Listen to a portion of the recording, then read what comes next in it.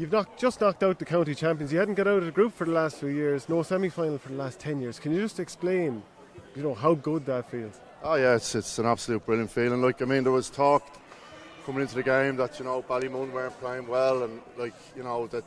But when the big teams get out of the group and it gets to knockout, it's a different ball game, and they showed their class there in the last after the water break. 6-point lead, they were able to pull it back, and we knew we were going to be up against a really seasoned, really super team. But our lads, in fairness, we had a decent league campaign. Our aim was to get out of the group, and then when you're out of the group and it's knockout football, you have to believe that there's no point in turning up without belief. And I think, in fairness to the lads, we showed a good bit of belief out there today. And you managed to, for long spells, keep Dean Rock out of the game. I don't think Paddy Small scored at all, and even John Small, he was limited somewhat. These are all brilliant players who've won God knows how many All-Irelands between them. How did you manage to do that?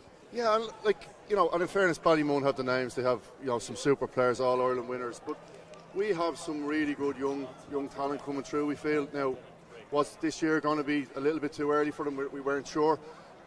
We've, Darren Newcombe, Derek Cahill, guys there that are capable of doing man-marking jobs. And until you put them into the cauldron against these real superstars, you don't know. But in fairness, I thought they stood up today. And how exciting is it now to know you've got that semi-final to face into? Well, it's just an absolutely exciting 2 weeks for the club. We've got 2 semi-finals of hurling and football. I'm not sure that's happened before.